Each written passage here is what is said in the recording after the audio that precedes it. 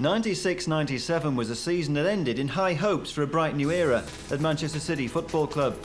Frank Clark brought pride back to Main Road when he guided City up the table with an exciting recovery in the second half of the season.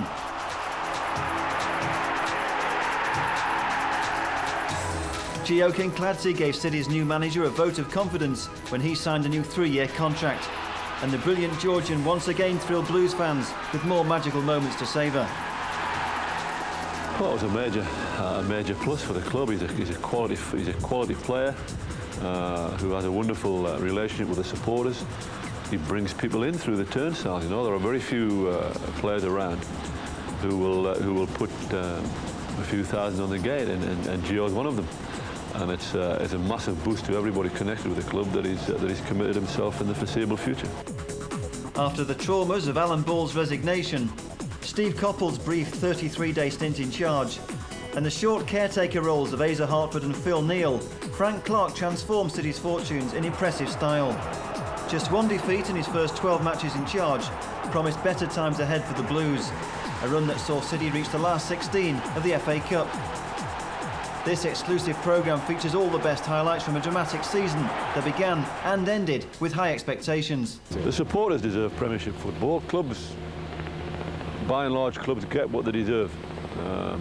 And we're in the First Division, so that's where we deserve to be. But the supporters, certainly, for the loyalty they've shown over the years, they deserve Premiership football, and that's what we'll be trying to give them next year. Next year, would you say, I mean, we were asking you to look in some respects into a crystal ball, it's a must that you reclaim the Premiership status? Nothing's a must, but it's pretty near a must. 9 months earlier, hopes of bouncing back into the Premiership at the first attempt remained intact when the Blues kicked off with a victory against Ipswich Town. Weaving his way through again, more magic from Kinkladze, Lomas going in! Lomas is the scorer, but if anyone was going to open up the Ipswich defence, it had to be Georgie Kinkladze. Another piece of special magic from the Georgian. Wonderful skill, the short corner, he's received it. He's attacked the Ipswich defenders. He's managed to get through 2 of them. He's had a little break and then he's clipped a lovely little ball up. And Lomas, who's been getting in, that's his 3rd time he's gone in there, has got the reward. The only goal of the match from Steve Lomas gives City a winning start. But the manner of victory was not convincing, and events quickly turned sour for manager Alan Ball. City was second best at Burnden Park against a side destined to run away with the First Division Championship. The home side struck the winning blow at the start of the second half, Fransden claiming victory for Bolton with a thumping left-foot drive. Alan Ball immediately went and signed Paul Dickov from Arsenal for £1 million. The 23-year-old striker, frustrated after 14 outings in 6 years with the Gunners, made his debut on the bench at Stoke City. But the match was lost before Dickov came on as sub, Stoke racing into a 2-goal lead. Sturridge with a shot beaten away by Immel, but it's Forsyth! Here's Sheeran driving through, can he finish here? Sheeran, yes! Here's Pickering. All mistake by him, it's released Uwe Rosler. Great chance for Rosler, which he has accepted. It all stemmed from that dreadful back pass. City couldn't complete the recovery, and that was how it ended. 2 defeats in the opening 3 matches, a bitterly disappointing start to the season.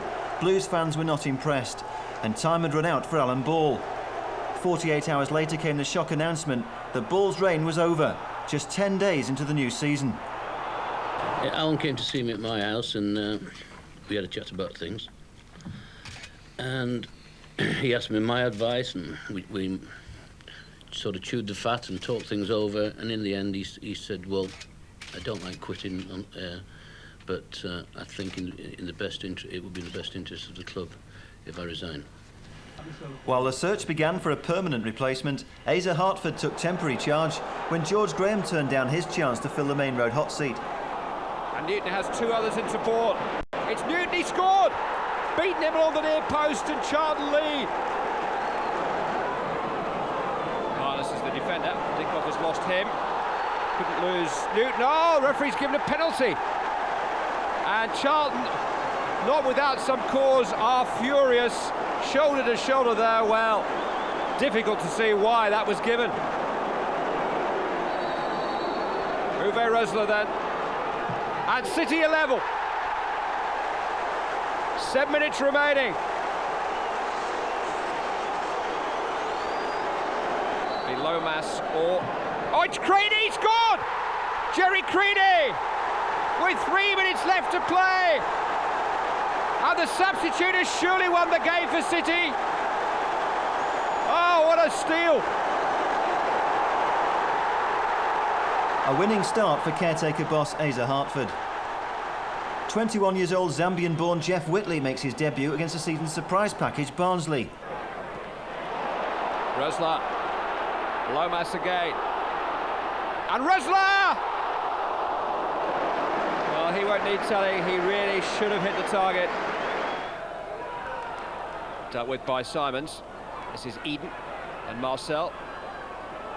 And Clint Marcel has gone on here, and he scored! I'm not sure that that's quite what he meant.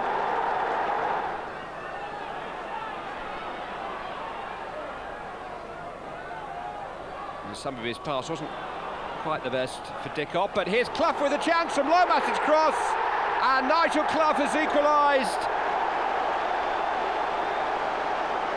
So much space, and he had an instinct to find it, and although his shot was drilled at Watson, he couldn't keep it out. Flicked on hopefully towards Marcel. Whitley, oh, he saw the keeper short, and Marcel has won the game. The first home defeat of the season is confirmation that City are not going to find it easy to bounce back into the Premiership. But the Blues boost morale with a fine display at Port Vale.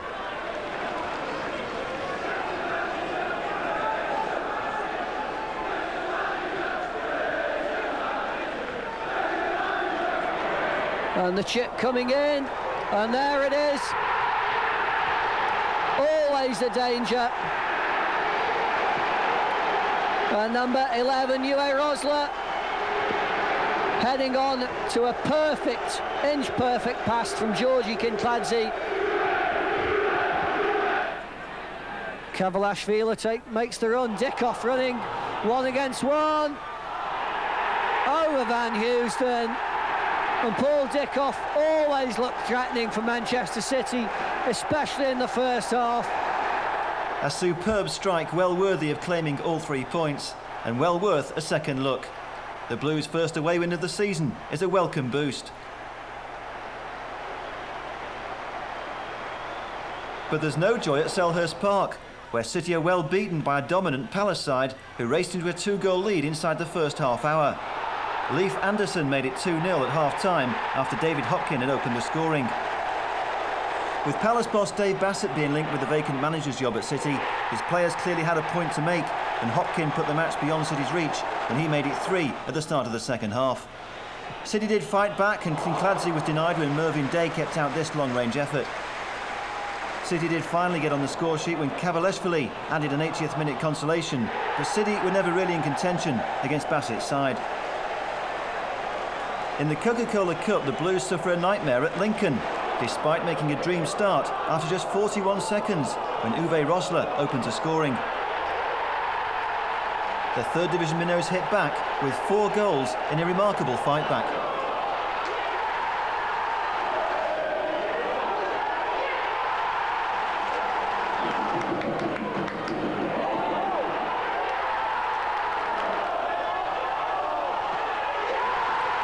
After the shock of defeat at Lincoln, City bounced back in a dramatic First Division encounter with Birmingham.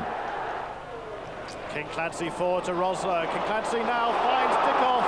Good movement again by City. And is that a penalty?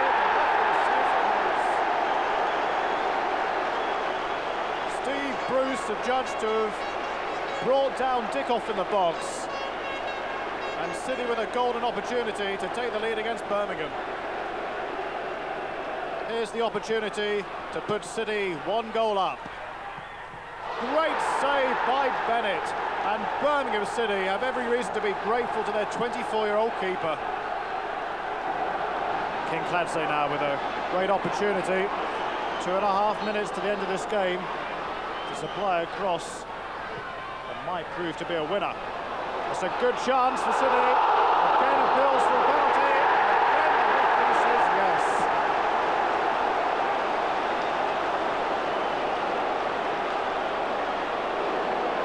Kinkladze spots it up. Will this be the change of fortunes for Manchester City in the last minute?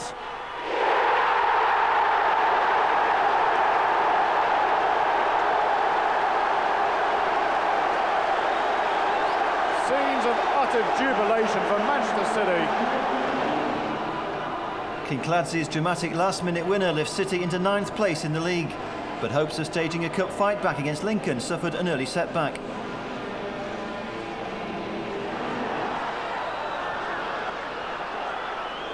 A simple pass inside would have released. He's Parson, here is Parson, he scored! What a mistake! There's no relief from the mounting pressure at Bramwell Lane, where City are beaten by a goal either side of half-time. Mitch Ward opens the scoring for the home side after Darren Wassell conceded the penalty on the stroke of half-time.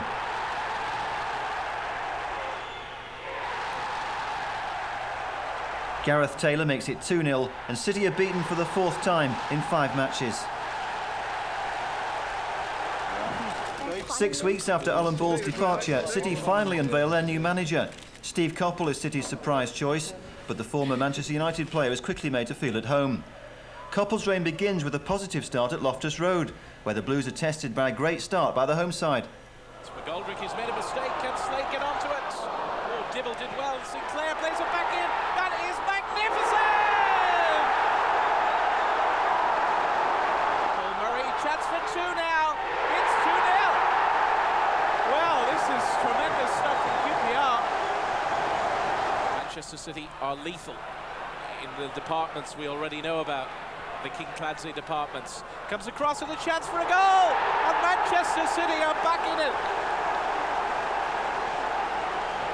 Manchester City bring themselves back into it now.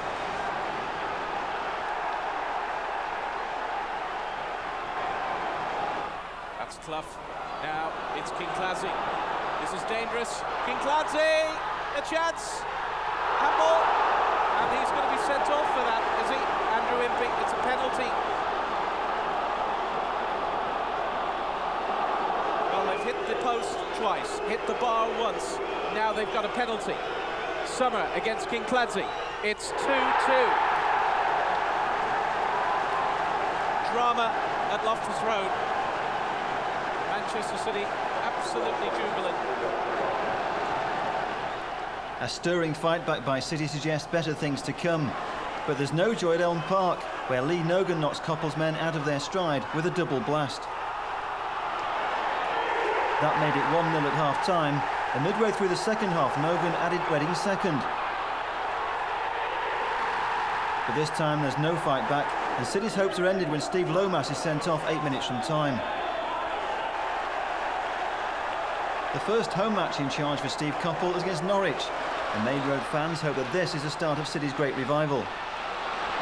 Has Rosler pulling away to his left, and Such couldn't hold him flags up here, it wouldn't have counted anyway. Brian Gunn made a useful save, but Rosler just strayed beyond the last defender. Eadie, helped on by Fleck, and Eadie's in behind Wassell, and Dibble did well with his feet, deserved the luck that he had, denied Darren Eadie.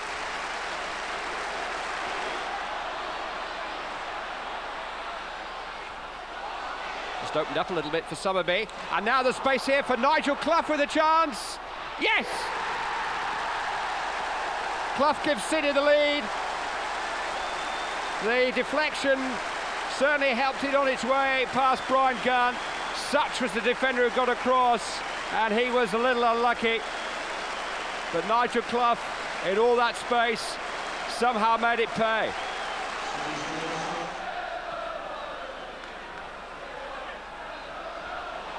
Colston let it bounce, and Dickoff made it uncomfortable for him. Very uncomfortable, it's 2-0. It's Paul Dickoff. He just wouldn't give that one up, and he forced the mistake from Polston, and having done that, the finish was delightful. The celebrations absolutely exultant. He's such a good runner, Edie. On by Scott and then by Johnson. It'll come for Scott again. And Keith Scott has pulled a goal back for Norwich City. Oh, another marvellous run by Kinkladze. Summerby. Oh, hit the bar! Wonderful effort by Nick Summerby. So close to his first of the season, and what a goal it would have been.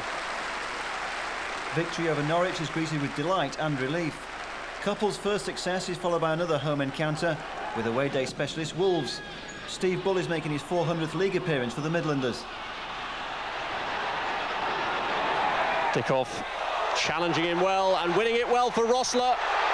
Support coming from Lomas. Great opening for Lomas to score in the second minute of the match. Dickoff did some very good work there, battling away on the left-hand side. This is Whitley. Dickoff, good turn, and a good effort, well pushed away by Stowell. Real opportunist effort by Dickoff, had Stowell at full stretch. This is Whitley, off the woodwork. Stunning shot from the youngster.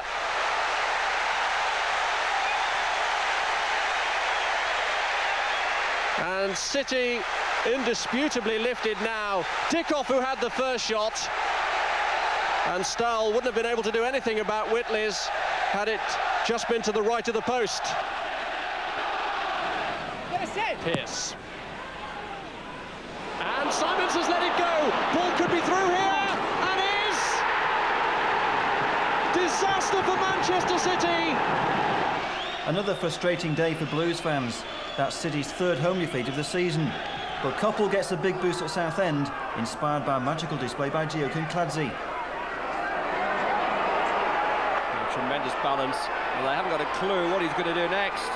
Oh, he's found Rosler, that's what he's going to do. And Rosler's round Royce, and that is some goal.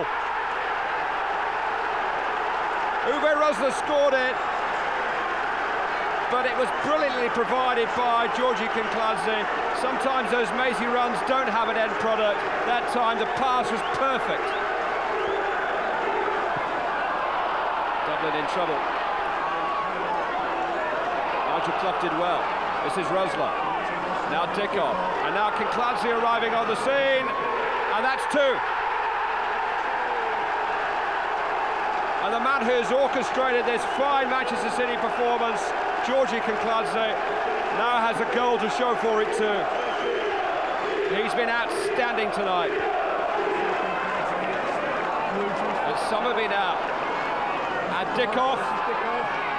Harris's challenge was late, and that's a penalty. And Southend United are just on the ropes. Harris's challenge wild. Manchester City in control. Fittingly, it will be Kinkladze again. 3-0. And no more than City have deserved on the night, and certainly no more than Kinkladze's deserved. Rabble's header. Oh, just slipped away from Dibble, and here's Williams. And Paul Williams has got to go back for Southend. Pick up by Gridler. Now Rabble with the shot, and it's 3-2 now. After 2 wins and a draw in Couple's first 5 matches in charge, the mood was more optimistic when the Blues arrived at the county ground for the showdown with Swindon. Gio Kinkladze received a great reception by City's loyal travelling supporters. The brilliant Georgian clearly the fans' favourite, and very much the heart of City's ambitions for the future. Meanwhile, fans gave their verdict on progress under Steve Coppell. Steve Coppell, well, you know, we waited such a long time that we were pleased we finally got somebody, and Steve Coppell seems to be a reasonable choice. I think most of the fans are fairly happy with that. Just have to wait and see what his managerial capabilities are.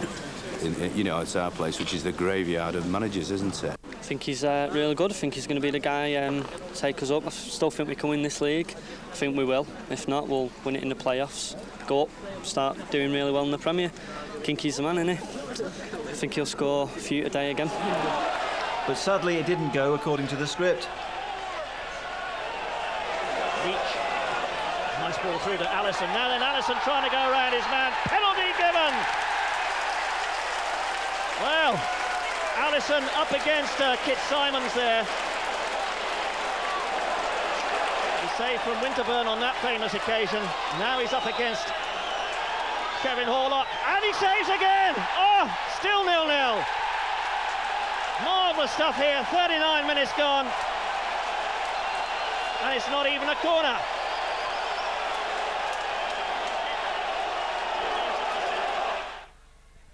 Three men just by the 6-yard box. Here's Alisson! Oh, he's there! Yes! He got a second bite, and Alisson shoots Swindon Town into the lead. Summerby. Nice ball into the path of Summerby. Gets a shot in, well saved by Digby. Fierce shot coming in from Nicky Summerby. Kinklasi. Working his way for the shot. Gone past 3, he's gone past 4, there's a shot! What a save from Fraser Digby! Just punched it over with an upward thrust of the fist. Coe making the run. He's got in behind McGoldrick, gets the ball across, oh, 2-0! Alisson's the scorer. Defeat at Swindon is followed by a real bombshell. Just 33 days after taking charge, Steve Coppell announces he's quitting the Main Road hot seat. Medical reasons are given for Coppell's stunning departure. I'd just like to say sorry to the supporters of Manchester City who have, to a person, made me feel very welcome. This is obviously not the way I intended events to happen. This is the hardest thing I've ever had to do, and I can only say that the decision I have made is an honest one, made in the best interests of the club as well as myself. Coppell's right-hand man, Phil Neal, is left in temporary charge, while a search resumes for a new manager.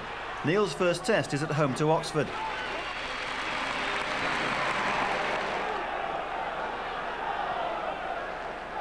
Now Kinklasi, and past the first man he goes. May well attempt the shot, instead he threads it in here. Chance for Dickov, who hits the upright. What a terrific start that would have been for City and for Phil Neal. Georgie Kinklasi weaving his magic, just nudging the ball into the path of Paul Dickov, and the former Arsenal striker wrapping the outside of the Oxford upright with the left-footed shot. And Jay Beecham will pop in Oxford's first corner. And he's got the chance to play that ball in again. They've still got 4 or 5 players around, and it's gone straight in. And a goal for Joey Beecham for Oxford. And typically, they ask Kinklasi to do the attacking. And he'll do that. And on he goes, still weaving his magic. Simons is up there now. It's back in, and there's the equaliser. Manchester City through Paul Dickov are back into this game. Kinklasi it was who started it, and the captain, Kit Symons, played his part too. The little tuckback was handy for Paul Dickov, who notches his 3rd goal since leaving Arsenal for Manchester City, and that has come at a perfect psychological time for City. Manchester City won, Oxford United won. But Manchester City are, not say throwing caution to the winds, but everybody's gone up for this one just about. Lifted in by Kinklasi. The keeper nearly punched it into his own goal. Brightwell smacks it into the net, and City lead. Ian Brightwell with his 2nd goal of the season, and the game has been transformed in 3 minutes. It was a City corner. They thought they should have had a penalty. But anyway, Kinklasi lifted it in. Whitehead nearly punched it into his own goal, and after it was scrambled out, Ian Brightwell hammered it into the roof of the net. An unstoppable shot, and Manchester City lead 2-1. The wide player is Ford, the captain. He's got Angel outside him, but he goes for the cross ball. He's coming towards Jemson, who gets the header in, and Nigel Jemson registers Oxford's 2nd.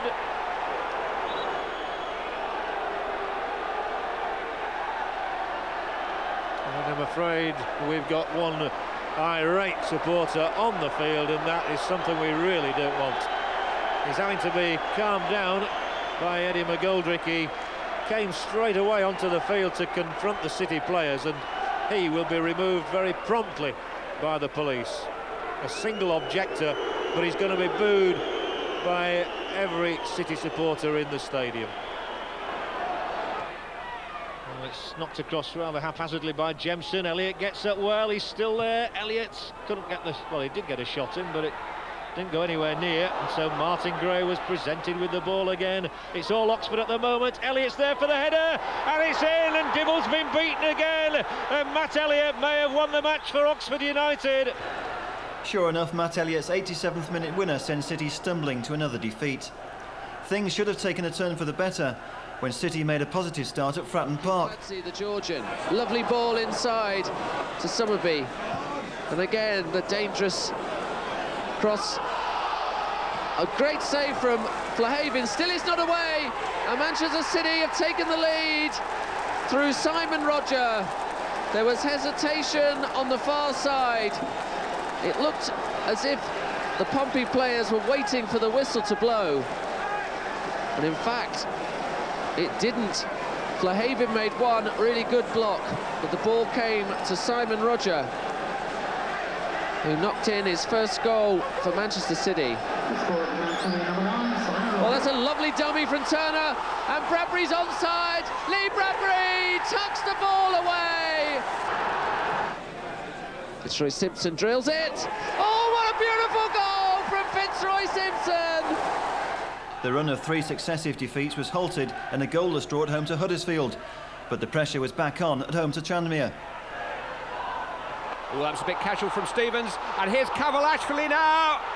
Oh, Nixon managed to repair the damage which Gary Stevens had done. It was a good chance though for Cavalashvili. Alert keeping from Eric Nixon. On by Aldridge, and a chance for Higgins, and Dave Higgins has given Tranmere Rovers the lead. Gladzer back to Summerby. Oh, it's through Nixon and in. It's Nicky Summerby, and a terrible moment for Eric Nixon on his return to Main Road. Now Rodgers with the cross. Oh, come on, Brightwell, it's scored! Ian Brightwell. Nothing is going right for caretaker boss Phil Neal. That's his 3rd defeat in 4 matches. Alarmingly, the Blues have fallen into the bottom 4. They badly needed a win against West Brom. There's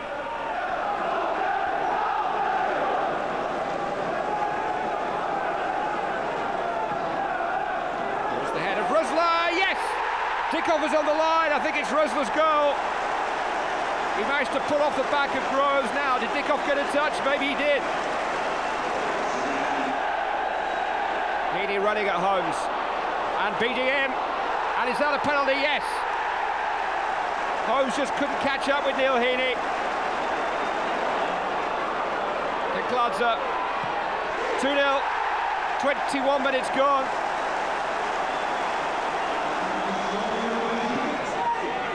Pesky-Toledo. Marchison did well. Pesky-Toledo. It counts. It's 2-1.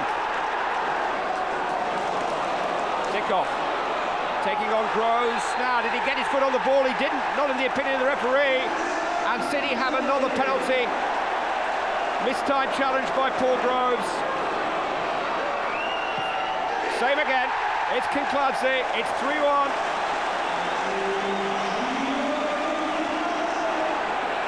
Pesky-Toledo's done well.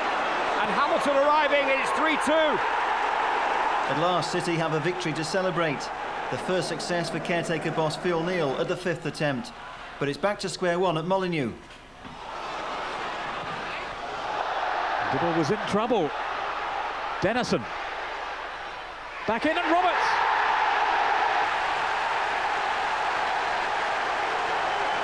Here's Bull, and Roberts. Good save by Dibble. Roberts for the follow-up. Roberts looking at the far post. Dennison. Oh, what a goal! The team I had today was a combination of what other people have brought to Manchester City. My lad that I've brought in, Neil Heaney, wasn't available for fitness due to obviously kind of injuring his foot.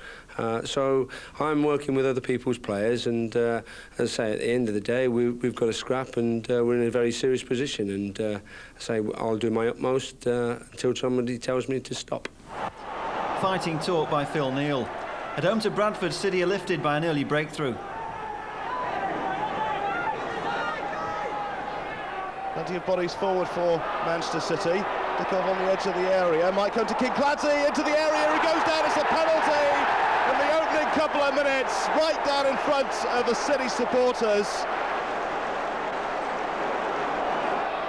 5 of Kinkladze's 6 goals this season have come from the penalty spot. The Bradford fans doing their best to put him off. It's a long run up. In, straight through Schwarzer. Manchester City 1, Bradford City 0. Quick throw in, down the right.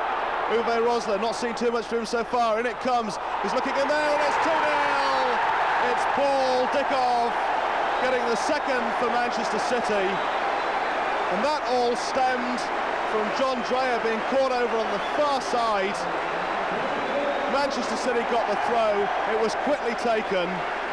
Rosler onto it, into Dickov, and that's Manchester City 2, Bradford City 0. Waddle scored direct from a corner the other week at Huddersfield. And this one comes, it's gone in as well! Goodness me! It's lost none of the magic despite the years, gets the cross in, the heads go up, and yes, Bradford City are back level! Kinkladze's corner, and off the underside of the crossbar, still not cleared away totally. Simons it was, it smashed off the woodwork. He threads a lovely ball through to Summerby across the face of the goal. It needed a touch, it's in there now. Manchester City regain the lead. And the substitution has worked for Manchester City because Jeff Whitley's been on the field no more than 30 seconds. And it's Manchester City 3. Bradford City 2. Whitley's winner is a priceless strike for the Blues. That's 2 wins in 3 matches. Christmas week begins with a short trip to Boundary Park, where Gio Kinkladze was the hero and the villain in the first half.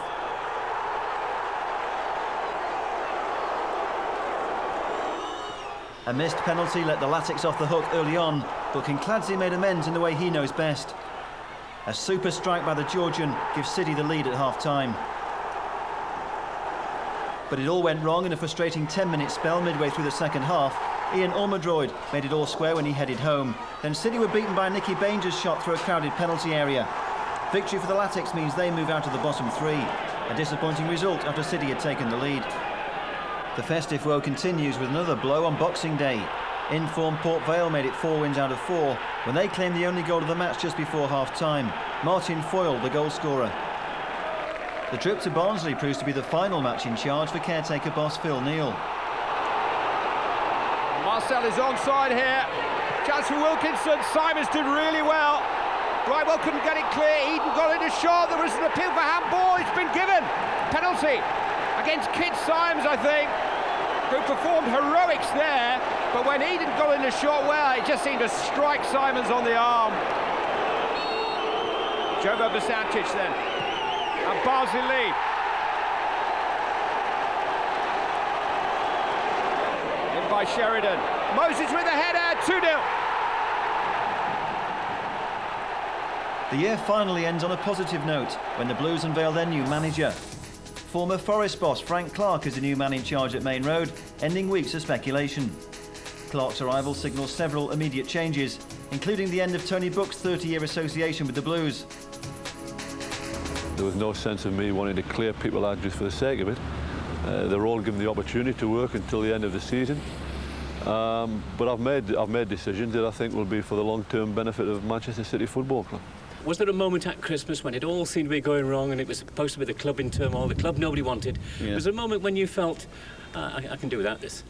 No, not really, but, you know, it just became the club that everybody wanted to have a pop at, didn't it? So it was handy. So, but, no, I think since Frank's come, it just proves that all it needed was some strong management, and this is what we've got.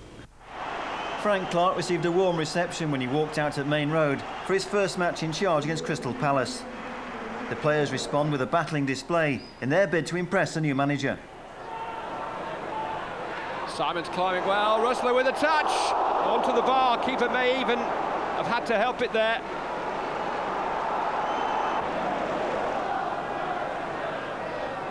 Kinkladze takes. It's in! Off the defender, I think. It's a goal for Manchester City, but I think David Tuttle of Crystal Palace scored it. 7 minutes remaining. Oh, and Dyer is equalised! Not quite the winning start Frank Clark wanted, but a much improved performance. That's City's first point in 4 matches, and the start of an impressive run that will send the Blues marching up the table. Oh, Edwards was taking a chance, and this is Rösler, and this is Lomas, so that is 1-0. Gift wrap for City. Edwards had so many chances to clear, Rösler robbed him, and Lomas snapped up the goal. Dalton takes. It's Lawson! It's Ian Lawson! On loan goalkeeper Tommy Wright is beaten 12 minutes from time. Martin Margetson is back for the cup tie with second division leaders Brentford. Ingram did well there, and he's now managed to free Uwe Rösler with a real chance! Couldn't quite tuck that inside the far post. Good stuff from City. Lomas. Now Kinkladze. Summerby arriving on the scene. Oh, that's an excellent goal! Nicky Summerby gives City the lead, but a marvellous build-up. Kinkladze timing the pass perfectly, and City are in front. A morale-boosting win in front of 12,000 fans at Griffin Park earns a place in round 4. City's first success for new boss Frank Clark. Next comes a big test against promotion-chasing Sheffield United. Rösler calling for it. No offside. Rösler, great cross. Oh. And a marvellous clearance by Hodgson to relieve the pressure on that Sheffield United goal. Ingram towards Rösler. Great flick on. Can Kinkladze get there? He can. Can he score? No. Unbeaten now in 4 matches, the new boss says he's pleased with the progress made and is confident the Blues will continue to climb the table. January ends with Clark completing the signing of Kevin Horlock from Swindon Town. The versatile Irish international joins the Blues for £1.25 million, and he makes his debut at Oxford, where City hit top form, boosted by an early opening goal conceded by Phil Gilchrist.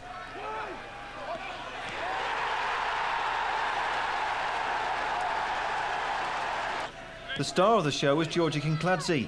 A brilliant display began with a touch of magic in the 33rd minute, when Gio made it 2-0.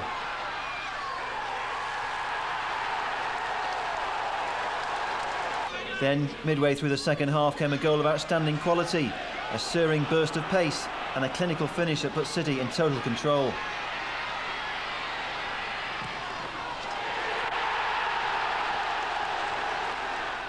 Paul Moody, a second-half substitute, scored Oxford's late consolation goal that made it 3-1.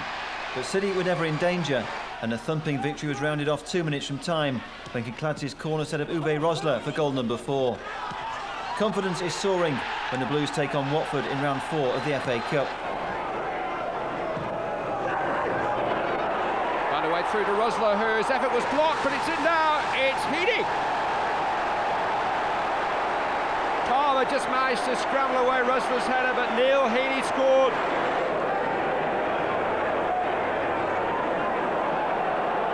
Terrific balance again from Kinkladze, and a little skirmish off the ball between Steve Palmer and Steve Lomas, and I think the Watford man's in trouble here, and he seemed to throw a punch at Lomas, and Steve Palmer has been red carded by the referee.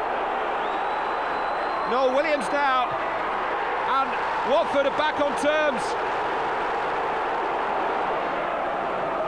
Summerby into the path of Kinkladze again, and Summerby again, and 2-1.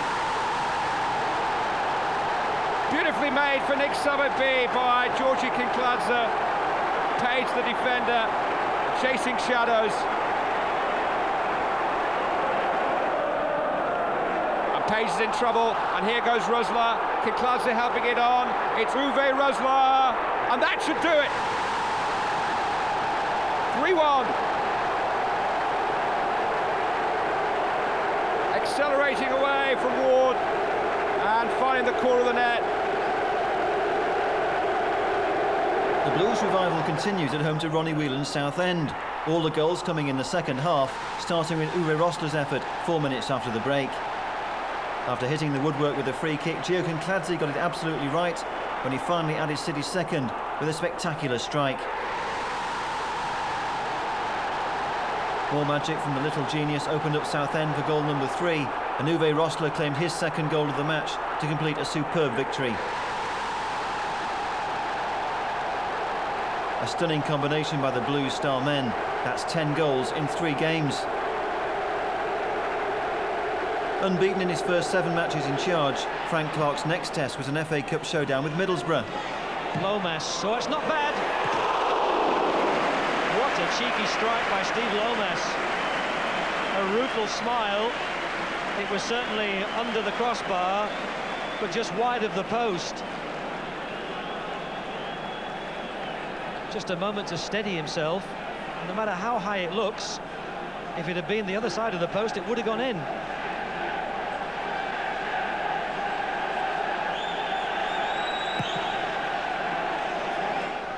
Kinkladze takes it. Oh, Simons! He stooped to head it, when in truth it was low enough perhaps for him to have kicked it.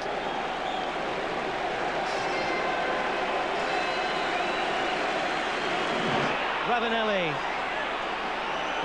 Fleming. Has it all taken too long? Juninho!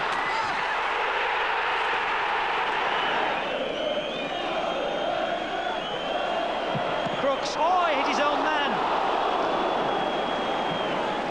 19-year-old Lee Crooks, faced with a moment of glory. He couldn't have struck that left foot shot any better. Hit the back of Paul Dickoff and deflected just wide. A brave effort by City, but Cup specialist Borough are on their way to a Wembley double. Meanwhile, Kinkladze's second half injury is a long-term setback. He'll miss the next 5 matches. At home to Swindon, the Blues bounce back in style when Kevin Horlock opens a scoring in his first match against his former club. A sweet moment for the Irishman. After Swindon's Peter Holcroft was sent off, City took full advantage, adding 2 second-half goals. Nicky Summerby made it 2-0 with a fine individual effort.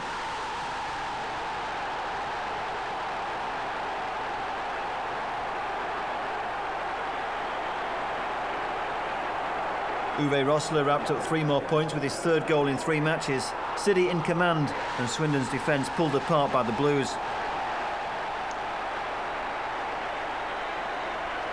That's 3 successive league wins for City, and the brilliant run continues against Bradford, where home keeper Jonathan Gould is caught out at the start of the second half.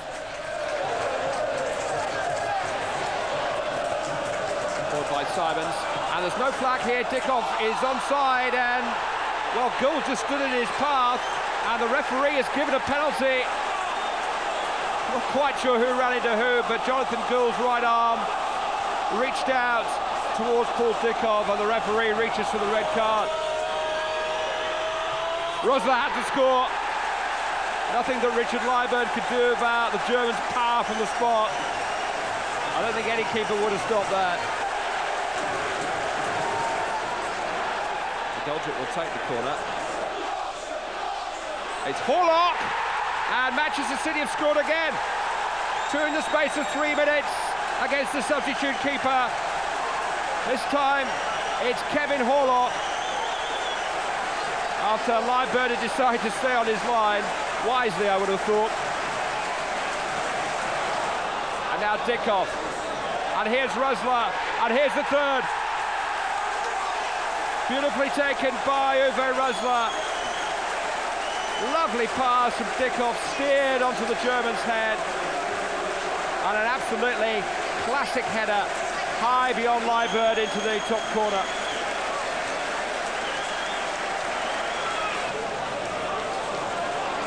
It's plucky play by Jacobs, not by Hamilton. Dino trying to get in behind Beasley, and the referee says penalty. Paul Beasley just a little embarrassed as the ball dropped beyond him. And Edinho makes it 3-1.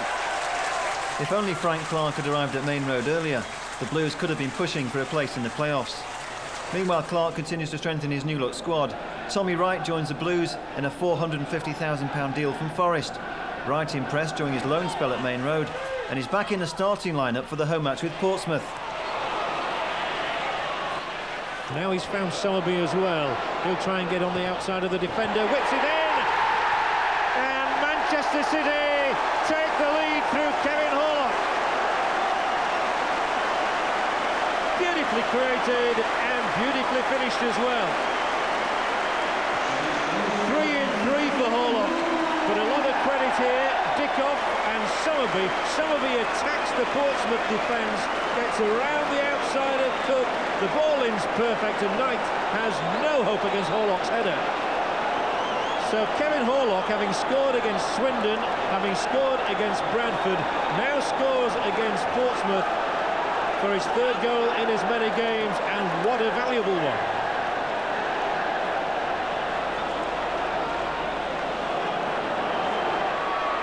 So Rosler. Sowerby now. Sowerby will hit one. Oh, it's a good try.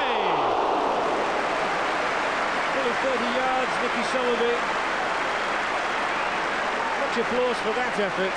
He's a long way out, really. He could have probably advanced a little further, but he decides to try his luck. Alan Knight had to guess which way it was, and it was just sliding wide of the upright.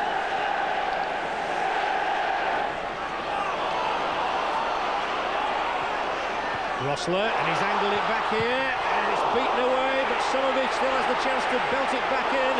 And there are 3 in the middle if the cross is good. It was good, but not quite good enough, not yet anyway. Dickov, they're queuing up in there, Lomas over the top. Always an awkward angle, but put over by Lomas.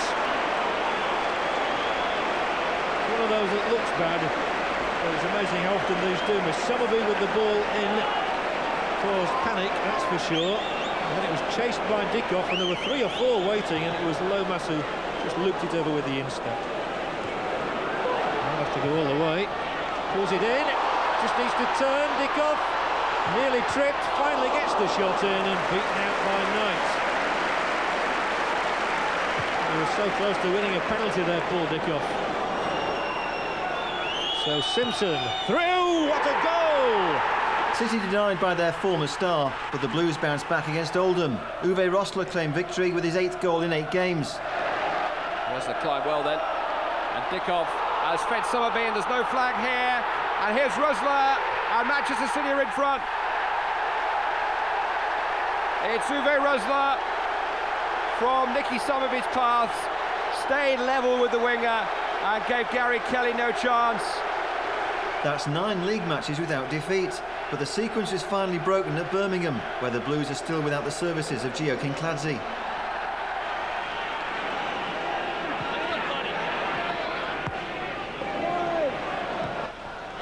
Touched on towards Francis, down he goes. Penalty. Well, I don't think so. I think it might have been given for the possibility of the Bowen handball a few moments ago, but I don't see this as a penalty. It's McGoldrick who clashes with Francis. Never a penalty, I'm sorry. Well, there was contact made, and the referee, no hesitation this time, pointing straight to the spot. Paul Furlong with a chance to give Birmingham the lead, and does so. Bruce has gone up as well. That was Francis! 2-0! That's City's first league defeat under Frank Clark. The manager responds by signing Jed Brannan from Tranmere for £750,000. Brannan goes straight into the side that travels to Grimsby, where City are boosted by the return of Gio Kinkladze. Rosler's turned well, and Piercy had to hang on. Keeper got his body behind it. Kernigan's header, that's a fine save. Really good stop as Alan Kernigan got himself in a pole position. And Piercy flying away to his left, did just enough. And Appleton's got on here, under a 2 in support. Appleton shot, it scored!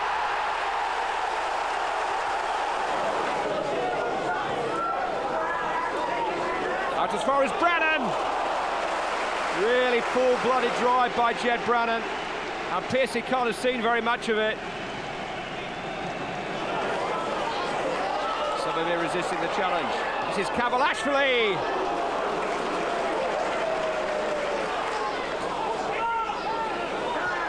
Kernigan forward. Fickling got his head to it. Rosler, though, got his body between the ball and the defender. And Kavalashvili has equalised. Just managed to get his head in front of Lever after Rosler had done so well. 4 days later, City were on their travels again. This time at Tranmere, where the home side took the lead midway through the second half.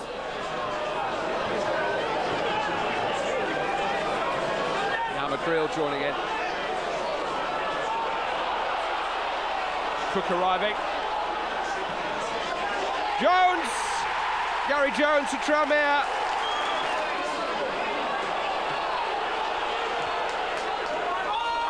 And as far as Simons, though. Lomas used his body well. Jed Brannan.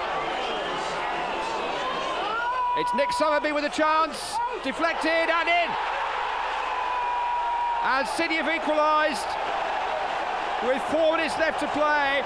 I think Liam O'Brien got the vital touch. Somerby scuffed his shot somewhat. O'Brien was the defender and Nixon couldn't keep it out.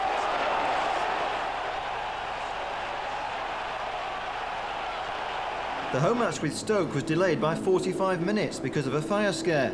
It turned out to be a false alarm, but the incident caused a major disruption and it took time for officials to carry out the necessary checks. When the match finally got underway, Dalian Atkinson made his debut on loan from Turkish club Fenerbahce. McGoldrick's corner. Horlock off the line and off the bar. And somehow smuggled away. Griffin was the defender. This is Kinkladze.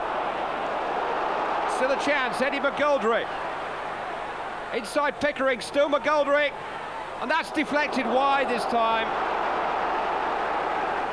But Kevin Horlock was so unlucky with this powerful header. Griffin did well on the line, the keeper knew nothing about it. And the danger didn't pass there because McGoldrick's effort was goal bound till it hit the defender too.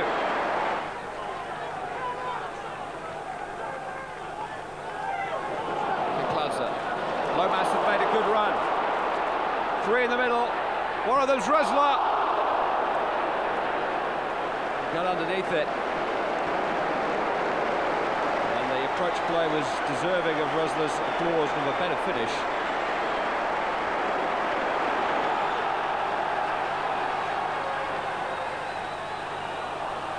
Strong play by Somerby, holding off Griffin. And here's Atkinson. And Nicky Somerby did well to hang it up for him. And Dalian Atkinson was best placed in the melee. Brightwell. Found a way through to Rosler. Lomas trying to turn.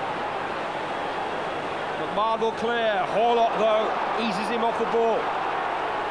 Eddie McGoldrick into Dalian Atkinson. It's a debut goal for Atkinson. McGoldrick's cross. Keeper decided to stay, and Atkinson's power and height did the rest.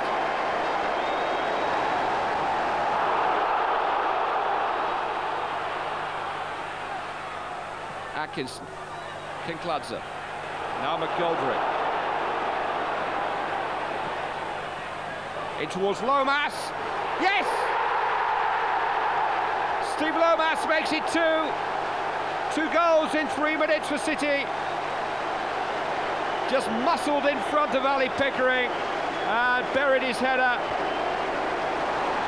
And Manchester City have some clear daylight, and the long wait for this match has proved to be worthwhile after all. For Steve Lomas, it turned out to be a surprising end to his Main Road career. The Blues midfielder was sold to West Ham on transfer deadline day for £1.6 million. April began with a trip to the Valley. Now O'Connell, surrounded by 4 players, he manages to find Newton. Newton's got Paul behind him. He's going to try and take on Horlock, get the cross in, and he does. Great cross. Cheaper's there, just touched in by Leeburn. No one in the middle though. Newton just coming across, and now Kinsella, right foot's going to go in, just touched wide by the keeper. He's got 2 people with him. He's going to the right to get the cross in. Pushed it a little bit too far.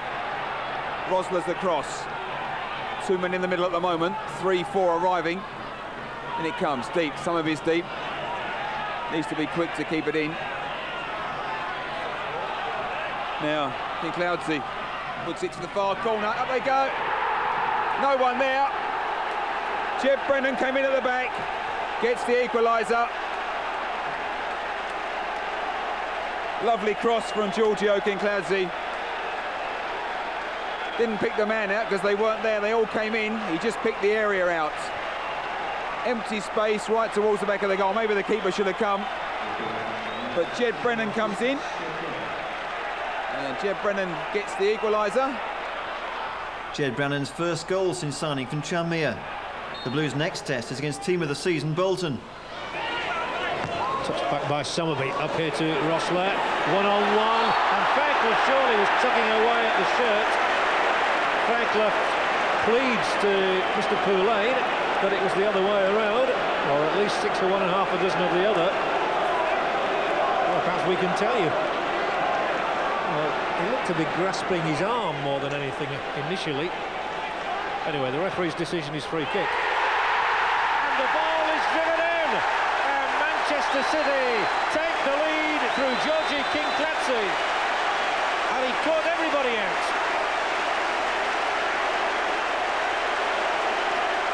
Manchester City 1, Bolton Wanderers 0. And a roar around Main Road. And this is why. Kincloudsey, cool as you like, into the corner, 1-0.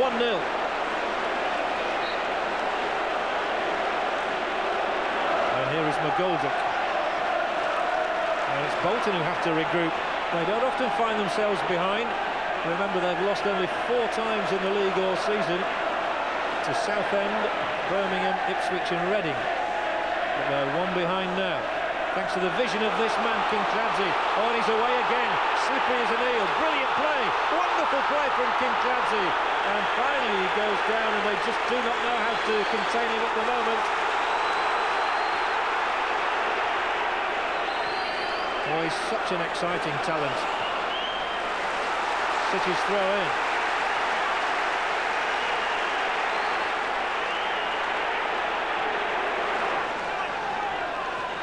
Bolton relieved.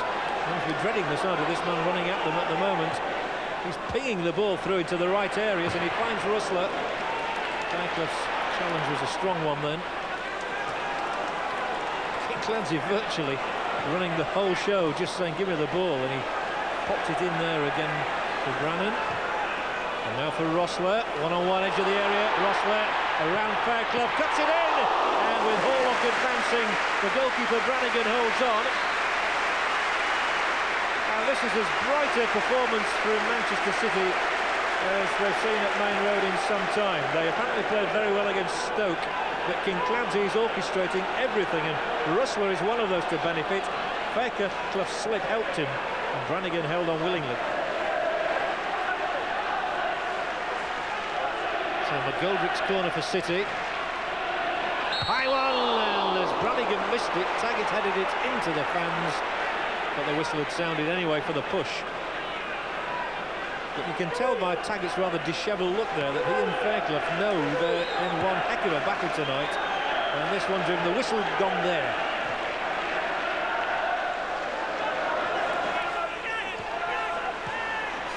Phillips is in a good position here. Pollock needs to turn, does that well, and the tip over, and then under the bar, has to be a goal. And Bolton Wanderers get back into the match with a goal from Mixu Paatelainen. Oh, that's well played. Patalainen into Scott Sellers. Still Sellers. Can he finish it? Sellers. Brilliant goal! Fabulous.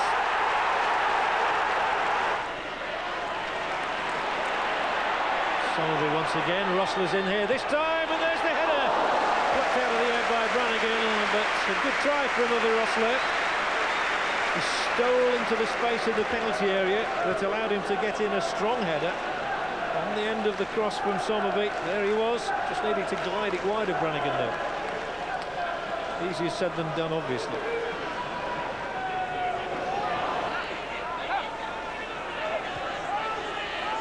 Brannan.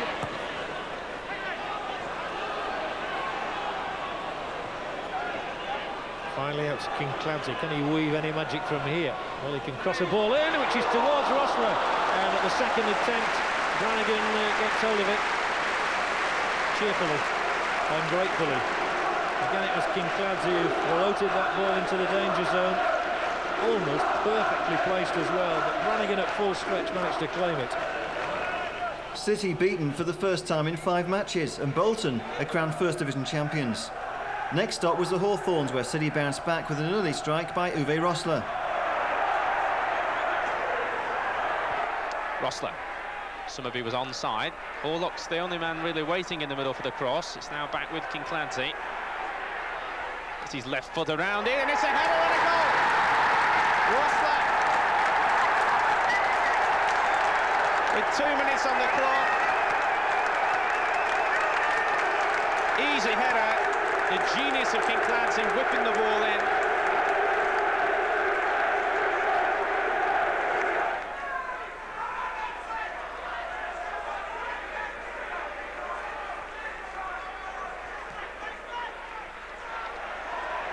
This is Dalian Atkinson.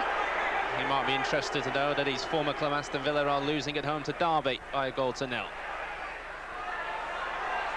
Somerville. Kinkladze. Back in for Brightwell. There's a free header for Horlock, and a second goal for Manchester City.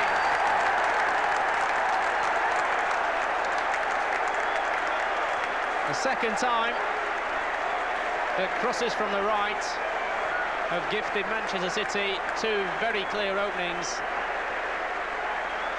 2 clear headers, 2 simple goals, and Manchester City lead here by 2-0.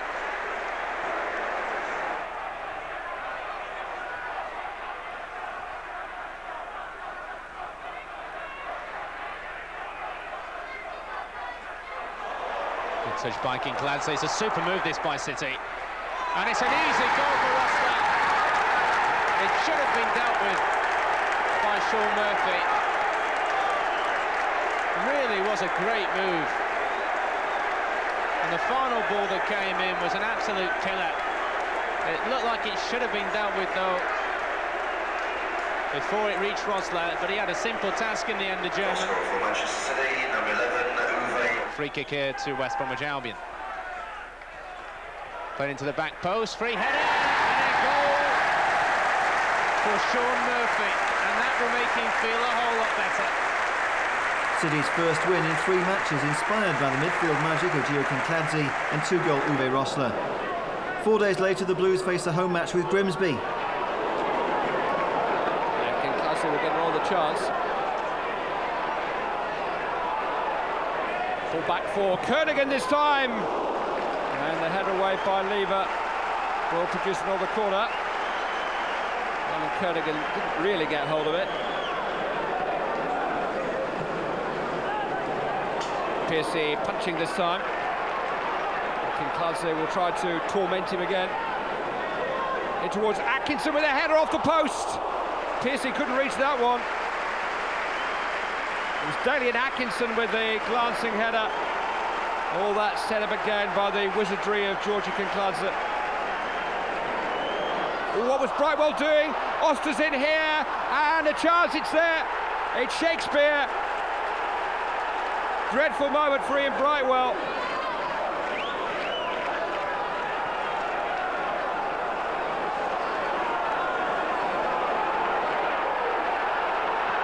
Horlock.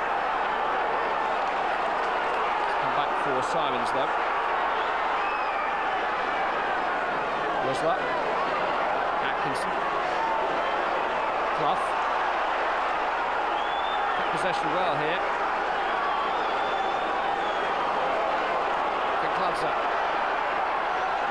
Touched on by Clough. Chance for Atkinson. Oh, what a good goal that is. City on terms, and how many passes, I wonder.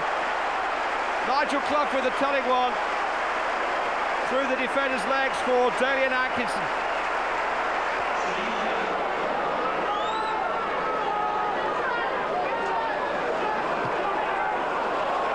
Horlock's run. It's nicely delivered by Simons. And here's Nick Summerby! City in front at last. Dynamic finish from Summerby after Horlock had hooked the ball into his path. Summerby. Michael Kinkladze. Fickling allowed him to turn and run at him. And he may regret it. Oh, marvellous stuff from Kinkladze. And here's Summerby. Oh, yes! Grimsby were mesmerised. Kinkladze had them dangling on a string, Fickling in particular. Did everything right, really, held him up. Eventually he turned between Fickling and Shakespeare, delivered that killer ball for Nicky Summerby to surely kill Grimsby off. A brilliant match-winning double from Nicky Summerby completes an impressive second-half fight back against Grimsby. But it's a different story against Queen's Park Rangers when City failed to take control in the first half. City just couldn't turn the possession they had into a worthwhile effort on goal. John Spencer made the Blues pay with a double blast at the start of the second half, the former Chelsea star breaking the deadlock when he rounds off the move of the match. 3 minutes later, a mistake by Alan Kernaghan proved costly when Spencer seized control and raced clear to make it 2-0. City just couldn't get going, and Rangers added the final blow 14 minutes from the end when Steve Slade completed City's heaviest home defeat of the season. Poor defending by the Blues punished by rampant Rangers. 3 days later, it was a much closer contest against promotion-chasing Ipswich at Portman Road.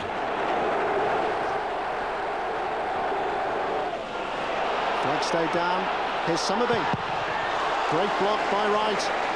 More danger here as Swales gets in another block against Kinkladze.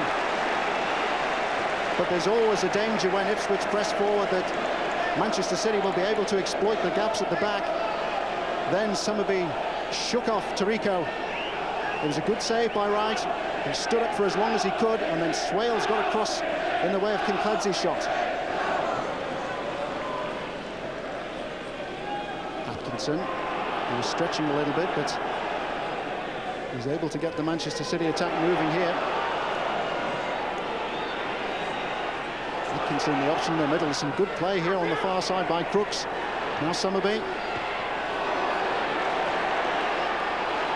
Vaughan keeping a steady head at the back as Tarico tumbled under the weight of the challenge.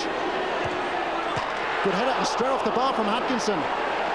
What a let-off that was for Ipswich Town. Summerby with a cross. It was a good cross too, and Atkinson rising above everybody to hit the bar. Well, Dalian Atkinson needs to prove a point to Frank Clark, the Manchester City manager, and he would have done it with that jump. Horlock. And by Simons. Good effort. And just a fraction over the top of the crossbar. There's a tremendous drive from Crooks. But the strength of Dalian Atkinson evident then. Didn't get his head to the ball, but he just did enough to get the ball down to Crooks, whose drive was only just flying over the top of the crossbar. Scowcroft. Shoulder to shoulder with Simons, and that's a penalty. Kit Simons, the Manchester City skipper, booked earlier in the first half for a challenge on James Scowcroft. A penalty for Ipswich Town. Steve Sedgley steps forward. He missed one at Red Wing, but he's scored 6 from the spot this season. And he's put Ipswich Town ahead after 41 minutes. Even though there are only a couple of games to go now, obviously you want to go out and win. Well, we want to, we want to finish on a good note. There's professional pride to play for. There's, our supporters. I mean, it's a very difficult trip for them this midweek, but you saw them here tonight. They'll be there in numbers again on Friday. So we've certainly got to give it a go at Norwich. We want to finish with 2 wins if we possibly can. The legacy of defeated Ipswich is that Gio Kinkladze misses the match at Norwich with a calf strain. Kinkladze's midfield inspiration was sorely missed at Carrow Road, where the Blues struggled to open up the home side. A good display by Martin Margetson kept Norwich at bay. City's best effort ended with Dalian Atkinson blocked and Nigel Clough denied by the woodwork. It was a match always destined to end goalless. Gio Kinkladze misses the final match of the season, the home encounter with Reading. He's still ruled out by injury. And Blues fans spend much of the match chanting for their hero to sign a new contract. Good work by Mika. Brought a little bit of space for himself. It's Michael Mika. Oh, he took a deflection off McGoldrick and it's gone in. And Reading have scored in the very first minute.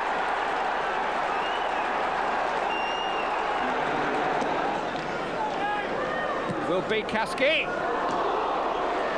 Marginson happy to see that fly wide. Simons up well. Dickoff with the overhead. Rosler! Really good work by Paul Dickoff. After Simons' header had looped towards him. And Rosler caught a little bit by surprise, I think. Bowden's free kick. There's Lovell, good save. It's in though. I think Kit Simons might actually have got the touch. It was an excellent stop by Marginson, but Simons just couldn't hook it away.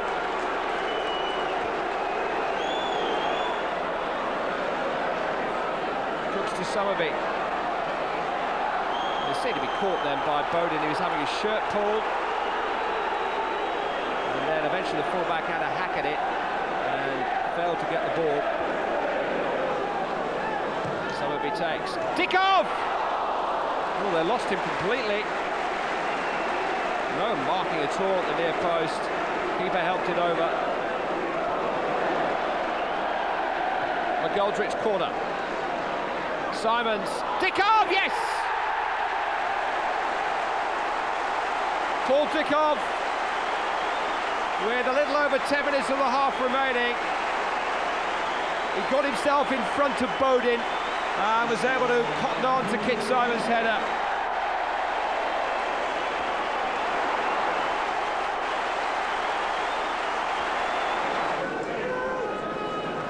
Kasky back to Bowden. That's a useful cross too towards Lovell. And Roach is closing in here. And Horlock happy to hook the ball away. Difficult moment that for City. They've had a few. Headed by Mika. Now Summerby. Clipped in towards Rosler. And straight out the goalkeeper.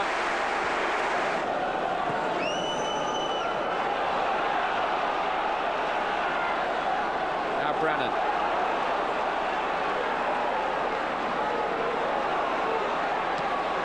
Worth a try, and Rosler! And Manchester City are on terms. Jed Brannan's effort, well stopped really by Moore-Turner, but Rosler was quickly in. Take by Hurlock. Brannan's header, Heaney surely, yes! And at last, Manchester City go in front. Just 12 minutes remaining. Jed Brannan with the header. Keeper did remarkably well. And Heaney, after the ball had bounced over him, eventually tucked in what may be the winner. A brilliant fight back by City brings a roller coaster campaign to a positive end. After the traumas of the first half of the season, the revival under Frank Clark means City have finished in a healthy 14th position. Not the outcome the Blues expected before the season began, but nonetheless hopes now restored that City are on their way back. And the club received a massive boost when Gio Kinkladze agreed to sign a new 3-year contract.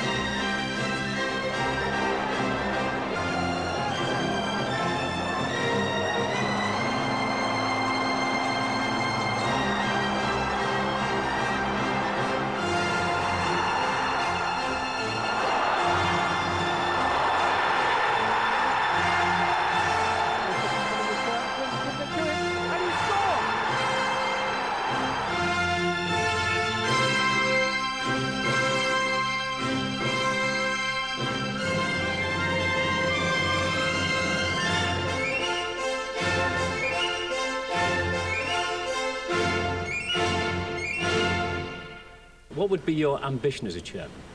Well, the first ambition is obviously to get out of this league and let's get back in the Premier League. And I think with our big support and the everything is virtually bang on at the club now, I think we'd have the wherewithal to compete with the best. Now, in some respects, looking at the cliche, the honeymoon is over.